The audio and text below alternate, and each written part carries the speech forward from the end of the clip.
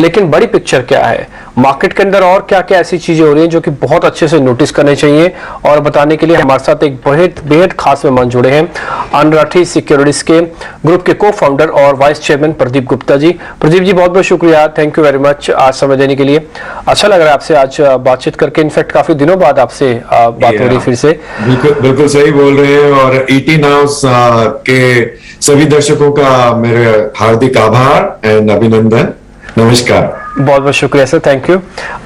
Sir बाजार में एक चीज तो बिल्कुल तय हुई है कि हम हर फ्रंट पे आउट परफॉर्मेंस देने की कैपेसिटी रखते हैं, वो चाहे इन्फ्लेशन है, चाहे जीडीपी ग्रोथ है, चाहे मार्केट की परफॉर्मेंस है, वो सभी फ्रंट पे भारत इस समय थोड़ा अग्रणी है, थोड़ा आगे है।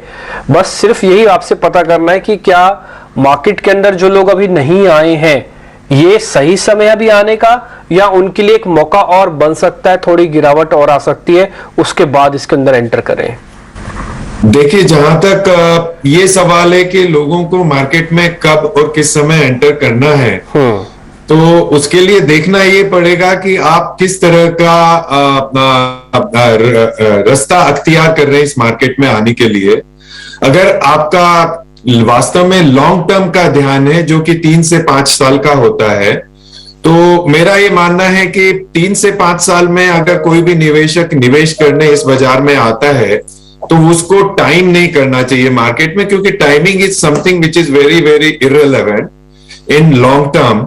एंड आपने देखा, अगर वास्तव में, और रिसर्च ने भी ये बताया हमको टाइम एंड अगेन, ये प्रूव हुआ है, और हमेशा हमने जितनी भी रिसर्च की और हमने जितने भी लोगों से बात की है, ये देखा गया है कि अगर किसी ने लंबे समय के लिए निवेश करना है इस बाजार में, मोर स्पेसिफिकली कैपिटल मार्केट में, तो लंबे समय के लिए अगर वो निवेश कर रहा है, तो timing is immaterial for that. Timing को देखना मुनासिब नहीं है। और इसीलिए ऑन द कॉन्ट्रेरी, इस तरह के मार्केट में जहां पे थोड़ा सा गिरावट है, उनको डेफिनेटली निवेश करना चाहिए। सवाल यह है कि उस समय उनके पास पैसा है, क्योंकि दिक्कत ये आ जाती है, जब मार्केट की टाइमिंग करने जाते हैं तो मार्केट को कोई भी बता नहीं सकता कि मार्केट नीचे जाएगा या ऊपर जाएगा, क्योंकि शॉर्ट टर्म में मार्केट हमेशा जो भी रिएक्ट करता है वो सेंटीमेंट्स पे रिएक्ट करता है। किस तरह के सेंटीमेंट्स उस समय चल रहे हैं, किस तरह के हालचाल उस समय चल रहे हैं, किस तरह की खरीदारी और बेचवाली उस बाजार में हो रही है। तो शॉर्ट टर्म में डेफिनेटली मार्केट रिएक्ट करता है, और मेरा ये मानना है शॉर्ट टर्म में आगे भी रिएक्ट कर सकता है। आज की तारीख में हमारे मार्केट में एक सबसे बड़ा कंसर्न जो है वो वर्ल्ड इकोनॉमी का है, जहां पे वर्ल्ड में कई सारी चीजें चल रही है। लार्जली, जैसा हमेशा से बात हुई है, कई लोगों ने बताया होगा, वो हम भी बात कर रहे हैं कि इन्फ्लेशन एक बहुत बड़ा मुद्दा है। इन्फ्लेशन के साथ साथ जियोपॉलिटिकल रीजन एक दूसरा बड़ा मुद्दा है। उसके साथ साथ चलते हुए ऑयल प्राइसेस एक तीसरा बड़ा मुद्दा है। अब इन तीनों चीजों में कोई भी फर्म राय या ओपिनियन दे दे, ये बहुत बड़ा मुश्किल काम है। तो ये इन सब तीनों चीजों में जिस तरह से घटबढ़ आती रहती है, और ये तीनों एक दूसरे से जुड़े हुए हैं, वास्तव में आप देखा जाए तो ये तीनों एक दूसरे से जुड़े हुए हैं। कुछ ना कुछ आपस में कोई एक चीज, कोई एक फैक्टर चेंज होता है, आपस में रिफ्लेक्ट करते हैं और इंपैक्ट करते हैं। तो ये तीनों चीजों के कारण वर्ल्ड मार्केट रिएक्ट करते हैं, वर्ल्ड मार्केट से हमारे यहाँ मार्केट में भी रिएक्शन आएगा। तो शॉर्ट टर्म में करेक्शंस हो सकते हैं, बट करेक्शंस बहुत बड़े या लार्ज होंगे ऐसा मेरा मानना नहीं है, क्योंकि डोमेस्टिकली अगर हम मार्केट को देखें तो काफी स्ट्रेंथ है, और वो स्ट्रेंथ इससे जायज हो सकती है कि अगर आप ये तिमाही के रिजल्ट देखें, और खासकर मैं निफ्टी 50 के तिमाही के रिजल्ट की बात करूं, तो निफ्टी 50 में अंदाज करीब 30 कंपनियां ऐसी है जिन्होंने अपने गाइडेंस से बेस्ट रिजल्ट दिए, ओके, और 16 कंपनियां ऐसी हैं जिन्होंने गाइडेंस के आसपास या नेगेटिव में 10% नेगेटिव गाइडेंस से रिजल्ट दिया है। इन टर्म्स ऑफ रेवेन्यू की बात करूं तो अबाउट 46 कंपनीज, जो कि 92% होता है 50 का, आई थिंक कंपनियों ने मोर और लेस ग्रोथ किया है सेल्स में, टॉप लाइन में। अगर मैं प्रॉफिट की बात करूं तो अंदाज अबाउट 28 से 29 कंपनियां ऐसी है जिन्होंने अपने गाइडेंस से अच्छा रिजल्ट और रिटर्न दिया है, और अबाउट करीब 7 कंपनियां ऐसी है जिन्होंने 0 से नेगेटिव 10% रिटर्न दिया अपने गाइडेंस से। सो आई थिंक ये एक डेटा दर्शाता है कि दोनों तरफ, चाहे वो टॉप लाइन हो बॉटम लाइन हो, मोर देन 60% कंपनियां कॉन्स्टेंटली ग्रो कर रही है। ये एक डेटा हुआ। अगर सेक्टर वाइज एनालिसिस देखूं तो सेल्स की ग्रोथ में सारे के सारे सेक्टर ने ग्रो किया है, और वो growth percentage on an average 4% say about 70% के बीच में डिफरेंट डिफरेंट सेक्टर में डिफरेंट डिफरेंट कंपनियों ने ग्रो किया है।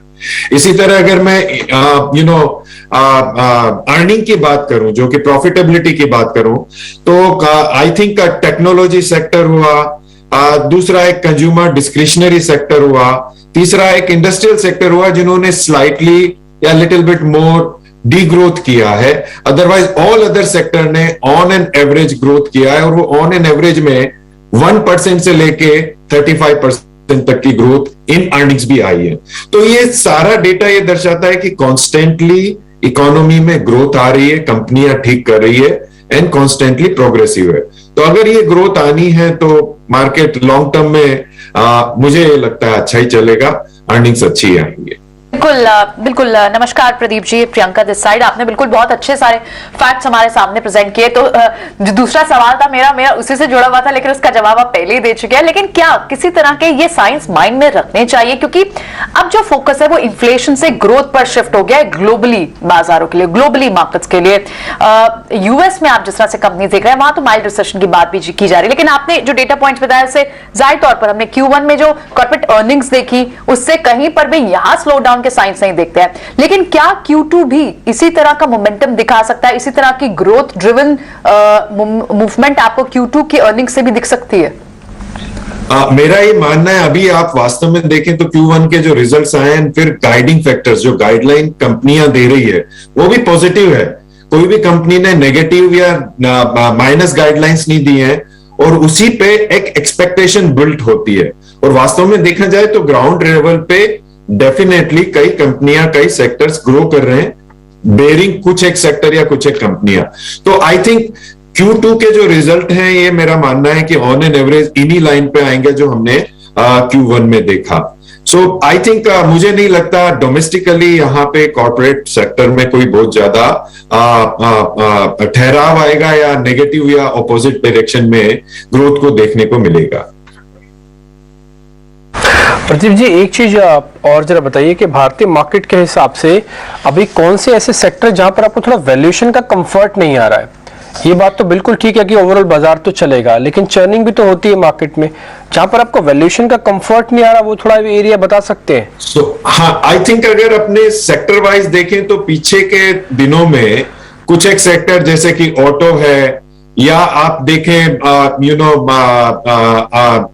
कुछ एक लेवल पे फार्मा सेक्टर है, या कुछ एक लेवल पे अपने आईटी सेक्टर है, तो इनमें काफी बढ़ाव या एप्रिसिएशन ऑलरेडी हो चुका है।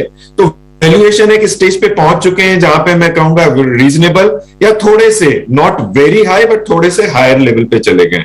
तो अपने को देखने की ये जरूरत है कि इस समय चूंकि हमको cautious approach is a word which I think one should adopt, in a cautious way में अगर हम देखना चाहें तो अभी भी बैंकिंग सेक्टर एक ऐसा है जो मेरे को लगता है ठीक करेगा। इंफ्रास्ट्रक्चर से रिलेटेड जो सेक्टर है जहां पे काफी बदलाव आ रहा है, काफी ग्रोथ चल रही है, काफी चीजें देखने को मिल रही है कि कॉन्स्टेंटली ग्रोथ हो रही है, तो वहां पे एक डेफिनेटली पॉजिटिव देखने को मिल सकता है आने वाले समय में। ऑलराइट, तो इन स्पेसेस से दूर रहना चाहिए। और आप किन स्पेसेस पर सुपर बुलिश है या फिर बुलिश है? क्योंकि आपकी जितनी भी बात है उससे इंडिकेशन तो यही मिल रहा है कि आपको बुलिश और सुपर बुलिश सिग्नल्स लगते हैं इंडियन मार्केट के कॉन्टेक्स्ट में। कौन से सेक्टर्स हैं जिन पर आप आंख बंद करके कह सकते हैं इन पर तो भरोसा होना ही चाहिए, पोर्टफोलियो में होना ही चाहिए?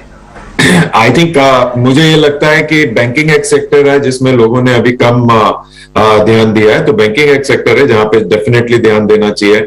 आईटी दूसरा सेक्टर है जहां पे अब लोगों को डेफिनेटली वॉच करते हुए कुछ अपना निवेश रखना चाहिए।